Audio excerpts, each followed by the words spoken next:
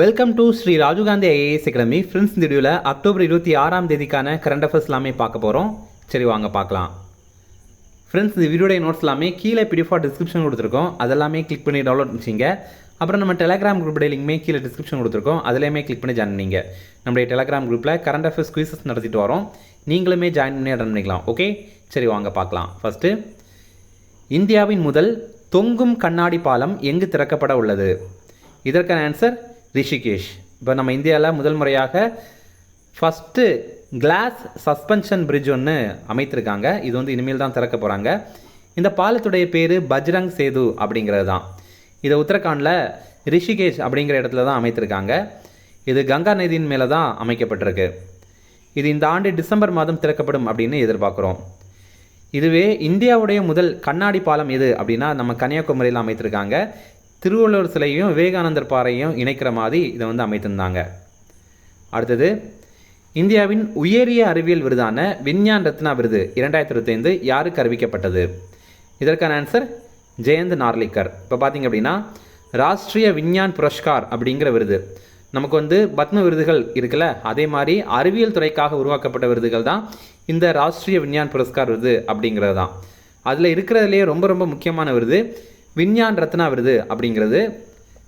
இது இப்போ இந்த 2025ஆவது ஆண்டுக்கானது அறிவித்திருக்காங்க. யாருக்கு வழங்குறாங்க அப்படின்னா ஜெயந்த் விஷ்ணு நார்லிக்கர் அப்படிங்கிறவருக்கு வழங்குறாங்க. இவர் இப்போ ரீசெண்டாக வந்து மரணம் அடைந்துட்டார். இவர் ஒரு வானியற்பியல் அறிஞர். இதே மாதிரி விஞ்ஞான் ஸ்ரீ விருது, இது வந்து மொத்தமாக 8 பேருக்கு வழங்குறாங்க. இதே மாதிரி விஞ்ஞான் யுவ விருது, இது பார்த்திங்கன்னா இளம் விஞ்ஞானிகளுக்கு வழங்குறாங்க. இங்கே இளம் விஞ்ஞானிகள் அப்படின்னு எத்தனை வயது சொல்கிறாங்கன்னா 45 வயதுக்குட்பட்ட விஞ்ஞானிகளுக்கு வந்து வழங்குறாங்க. இதே மாதிரி விஞ்ஞான் குழு விருது, இது வந்து ஒரு குழுவாக செயல்பட்டு ஒரு விஷயத்திற்காக உழைத்திருப்பாங்கல்ல, அந்த விஞ்ஞானிகளுக்கு வழங்குவாங்க. அரோமா மிஷன் அப்படிங்கிற ஒரு மிஷனில் ஈடுபட்ட விஞ்ஞானிகளுக்கு வந்து இதை வழங்குறாங்க. சிஎஸ்ஐஆர் அமைப்புக்கு கீழே இருக்கிற ஒரு மிஷன் தான் இந்த அரோமா மிஷன். இது என்ன மிஷன் அப்படின்னா ஜம்மு காஷ்மீரில் லாவெண்டர் பூக்களுடைய சாகுபடி ஊக்குவிக்கிறதுக்காக இந்த அமைப்பு சேர்ந்து நிறைய பணியாற்றிருக்காங்க. அவங்களுக்கு ஒரு கௌரவம் கொடுக்குற விதமாக இந்த ஒரு விருது அவங்களுக்கு அறிவிச்சிருக்காங்க. அடுத்தது, 2025 இந்தியாவின் சிறந்த வங்கியாக தேர்வு செய்யப்பட்ட வங்கி எது? இதற்கான ஆன்சர் எஸ்பிஐ, அதாவது ஸ்டேட் பேங்க் ஆஃப் இந்தியா. இப்போ பார்த்தீங்க அப்படின்னா உலக அளவில் சிறந்த நுகர்வோர் வங்கி எது அப்படின்னா அது எஸ்பிஐ. அதே நேரம் இந்தியாவுடைய சிறந்த வங்கி எது அப்படின்னாலும் அது எஸ்பிஐ தான். இந்த ரிப்போர்ட்டை வெளியிட்டது அமெரிக்காவுடைய நியூயார்க்கை சேர்ந்த ஒரு இதழ். அந்த இதழுடைய பேர் குளோபல் ஃபினான்ஸ் அப்படிங்கிறது தான். இப்போ எஸ்பிஐ பற்றி பார்த்தீங்கன்னா 1955ஆவது ஆண்டு ஜூலை 1ஆம் தேதி இதை உருவாக்கியிருந்தாங்க. இதோடைய தலைவராக, அதாவது இப்போது சேர்மனாக இருக்கிறவர் ஸ்ரீனிவாசுலு செட்டி அப்படிங்கிறவர் தான். ஃப்ரெண்ட்ஸ், நம்ம ராஜீவ்காந்தி ஐஏஎஸ் அகாடமியில் தமிழ்நாடு எஸ்ஐ எக்ஸாமுக்கான புதிய டெஸ்ட் சீரிஸ் வந்து ஸ்டார்ட் பண்ண போகிறோம். நவம்பர் 3ஆம் தேதி ஸ்டார்ட் பண்ணுறோம். ரொம்ப குறைந்த கட்டணத்தில் தான் இதை ஸ்டார்ட் பண்ணியிருக்கோம். இது பார்த்திங்கன்னா சென்னையில் அண்ணா நகரில் நம்ம இன்ஸ்டியூட் இருக்குது. நீங்கள் இதில் வந்து ஜாயின் பண்ணி எழுதிக்கலாம். அதே மாதிரி நீங்கள் டிஎன்பிஎஸ்சி எக்ஸாம் ப்ரிப்பேர் பண்ணுறீங்க அப்படின்னா டிஎன்பிஎஸ்சி குரூப் 1 குரூப் 2 எக்ஸாமுக்காக ப்ரிலிம்ஸ் மற்றும் மெயின்ஸ் கிளாஸ் வந்து நம்ம நடத்துகிறோம். இதில் புக் உட்பட நம்ம உங்களுக்கு வழங்கிடுவோம். இதற்கான கிளாஸுமே பார்த்திங்கன்னா நவம்பர் 1ஆம் தேதி வந்து ஸ்டார்ட் பண்ணுறோம். ஓகே, இந்த ரெண்டுலேயுமே நீங்கள் ஜாயின் பண்ணணும் அல்லது இது சம்மந்தமாக உங்களுக்கு ஏதாவது தகவல் தரணும் அப்படின்னா ஸ்க்ரீனில் தெரிகிற நம்பருக்கு கால் பண்ணி பேசிக்கலாம். அடுத்தது, உலகில் முதல் முறையாக கொசு தற்போது எங்கே கண்டுபிடிக்கப்பட்டது? இதற்கான ஆன்சர் ஐஸ்லாந்து.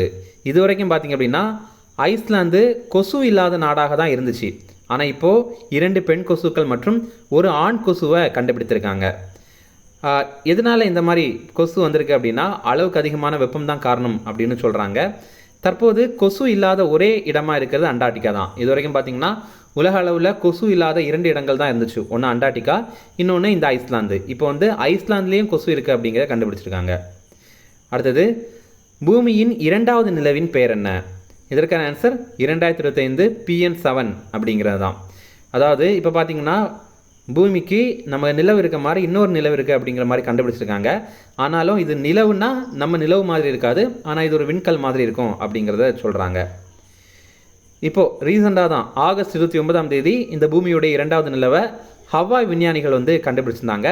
இப்போ நாசா அதை வந்து உறுதி பண்ணியிருக்காங்க. ஆமாம், இப்படி ஒன்று இருக்குது அப்படிங்கிறத சொல்லியிருக்காங்க.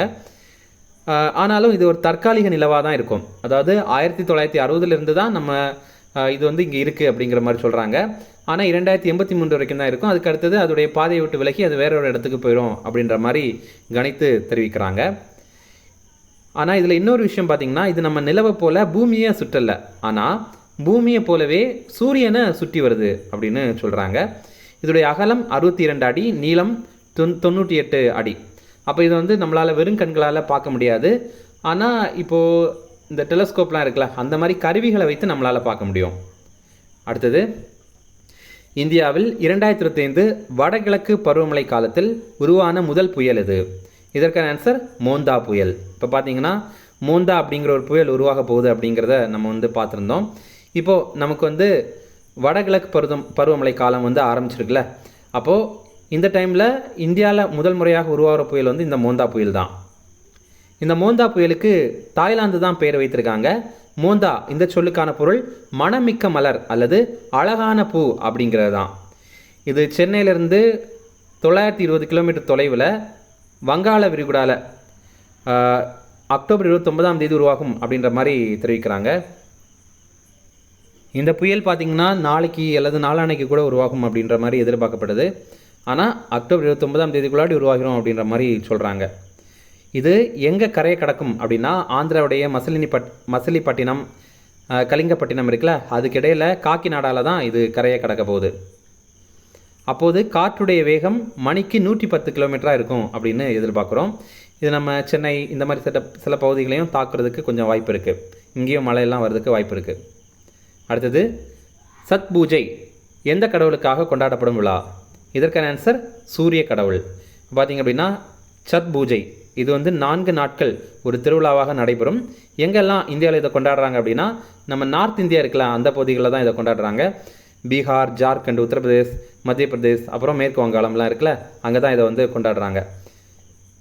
இது பார்த்திங்கன்னா சூரிய கடவுள் மற்றும் அவருடைய சகோதரியான சாத்தி மையா இவங்க 2 பேருக்கும் நன்றி செலுத்துகிற தினம் தான் இந்த ஒரு தினம். இப்போ இதை வந்து கொண்டாடுறாங்க. அடுத்தது ஒரு பயிற்சி இருக்குது, அது எப்படி பார்க்கலாம். ஓஷன் ஸ்கை அப்படிங்கிற ஒரு பயிற்சி. இது ஒரு பன்னாட்டு போர் பயிற்சி. இது வந்து ஸ்பெயின் தான் நடத்துகிறாங்க. இது ஒரு விமானப்படை பயிற்சி. நம்ம இந்தியா இதில் பங்கேற்கிறாங்களா அப்படின்னா ஆமாம், இந்தியா இதில் பங்கேற்கிறாங்க. இந்த பயிற்சியில் பங்கேற்கிற முதல் நேட்டோ அல்லாத நாடு நம்ம இந்தியாவை தான் இருக்குது. இந்த பயிற்சி வந்து ஸ்பெயின் நாட்டில் தான் நடைபெறுது. அடுத்தது முக்கிய தினங்கள். உலக ஆயுத குறைப்பு வாரம். இது பார்த்திங்கன்னா அக்டோபர் 24ஆம் தேதியிலேருந்து 30ஆம் தேதி வரைக்கும். அதுவே உலக ஆயுத குறைப்பு தினம் அப்படிங்கிறது மார்ச் 5ஆம் தேதி. இது என்ன அப்படின்னா, நம்ம வந்து துப்பாக்கி, பீரங்கி இந்த மாதிரி ஆயுதங்களை எல்லாம் விட்டுட்டு அமைதியை வந்து கடைபிடிக்கணும் அப்படிங்கிறத வந்து வலியுறுத்துறதுக்கான ஒரு தினம், அதே மாதிரி ஒரு வாரம். ஓகே, இந்த ரிவிஷன் பார்க்கலாம். இந்தியாவின் முதல் தொங்கும் கண்ணாடி பாலம் எங்கு திறக்கப்பட உள்ளது? இதற்கான ஆன்சர் ரிஷிகேஷ். அடுத்தது, இந்தியாவின் உயரிய அறிவியல் விருதான விஞ்ஞான் ரத்னா விருது 2025 யாருக்கு அறிவிக்கப்பட்டது? இதற்கான ஆன்சர் ஜெயந்த் நார்லிக்கர். இப்போ உங்களுக்கான கேள்வி, நம்ம இந்தியாவில் அறிவியலுக்கு இதுதான் இருக்கிறதுலே மிக உயரிய விருது. இதே மாதிரி இந்தியாவில் இலக்கியத்திற்காக வழங்கப்படுற மிக உயரிய விருது எது அப்படிங்கிறது உங்களுக்கு தெரியும்னா கமெண்ட்ஸில் சொல்லுங்கள். அடுத்தது, 2025 இந்தியாவின் சிறந்த வங்கியாக தேர்வு செய்யப்பட்ட வங்கி எது? இதற்கான ஆன்சர் SBI. அடுத்தது, உலகில் முதல் முறையாக கொசு தற்போது எங்கே கண்டுபிடிக்கப்பட்டது? இதற்கான ஆன்சர் ஐஸ்லாந்து. அடுத்தது, பூமியின் 2வது நிலவின் பெயர் என்ன? இதற்கான ஆன்சர் 2025 PN7. அடுத்தது, இந்தியாவில் 2025 வடகிழக்கு பருவமழை காலத்தில் உருவான முதல் புயல் எது? இதற்கான ஆன்சர் மோந்தா புயல். அவ்வளோதான் ஃப்ரெண்ட்ஸ். இந்த வீடியோ பிடிச்சினா கண்டிப்பாக லைக் பண்ணுங்கள். நம்மளுடைய சேனலுக்கு சப்ஸ்கிரைப் பண்ணிச்சிங்க. உங்கள் நண்பர்களுமே ஷேர் பண்ணுங்கள். கண்டிப்பாக இது அவங்களுக்கும் பயனுள்ளதாக இருக்கும். அதே மாதிரி நம்ம சேனலில் வந்து தமிழ்நாடு போலீஸ் கான்ஸ்டபிள் எக்ஸாம், அதே மாதிரி TN டெட் எக்ஸாம், இதுக்கெல்லாம் நிறைய வீடியோ போட போகிறோம். நீங்கள் வந்து அந்த எக்ஸாம்லாம் ப்ரிப்பேர் பண்ணுறீங்க அப்படின்னா கண்டிப்பாக நம்ம சேனலை சப்ஸ்கிரைப் பண்ணி வச்சிங்க. அந்த வீடியோ எல்லாமே மிஸ் பண்ணாமல் பாருங்கள். Okay, thank you.